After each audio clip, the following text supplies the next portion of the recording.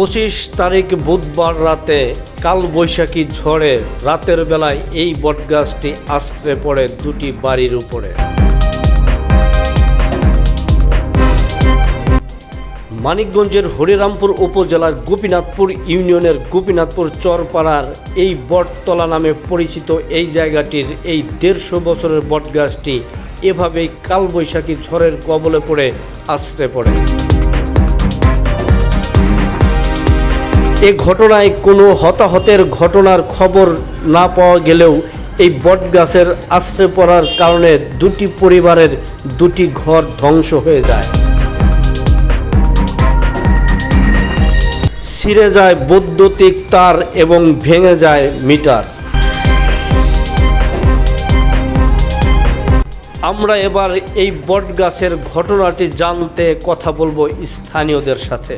চলুন তাহলে আমরা জেনে আসি স্থানীয়রা কি বলছে এই বটগাছের বিষয়ে।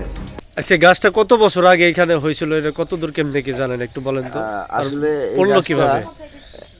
1 থেকে 150 বছর হইব আনুমানিক। আমরা তো ছোট, আমাদের ময়মুরব্বীর মুখে শুনছি এটা অনেক পুরনো গাছ। আর এই গাছের নাম, এই এলাকাটার নাম বটতলা সবাই বলে। গাছটা গতকালকে ঝড়ে এরকমভাবে পড়ে গেছে। মানে এই গাছের পাশাপাশি প্রতিবেশী যে বাড়িগুলো আছে তারাও এই গাছের পড়াতে তাদের বাড়িঘর ক্ষয়ক্ষতি হয়েছে। তা দেখতেছেনি আপনাদের যে ধরনের ক্ষয়ক্ষতি, মুরগি টুরগি এগুলো মরে টরে গেছে। আর এটা সরকার দেখবো তাদেরকে, এটাই আমার প্রত্যাশা। এটা গাছটা কি কেউ ব্যক্তি মালিকানা লাগাইছিল কিনা? না, এটা ব্যক্তি মালিকানা লাগাইছে কিনা আমি জানি না। এটা অনেক পুরনো গাছ। আমার বাবাও যেভাবে দেখতেছে আমি ওইভাবেই দেখতেছি।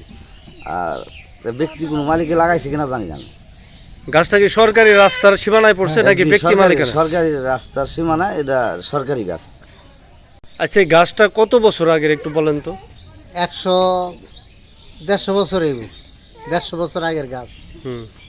এইখানে সবাই আশ্রয় নিত, শেখার মধ্যে বসতো। এবং আমরা এই বট গাছের পাশেই আমরা বাড়িঘর করছি। আমার এই ছাপড়া পড়ে গেছে, মুরগি হাঁস ক্ষতি হয়েছে। এটা কবে হয়েছে?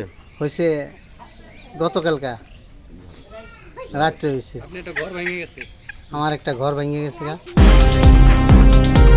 এই বটগাছের পার্শ্ববর্তী দুটি পরিবারের ঘর ভেঙে গেছে এবং বৈদ্যুতিক তার ছিঁড়ে গেছে, যার ফলে বিপাকে রয়েছে এই পার্শ্ববর্তী পরিবারেরা। তবে স্থানীয়দের দাবি প্রশাসন যেন অতি দ্রুত এই বটগাছটি অপসারণ করে স্থানীয়দের বাড়িঘর মেরামতের সুযোগ করে দেন, এটাই তাদের একমাত্র দাবি।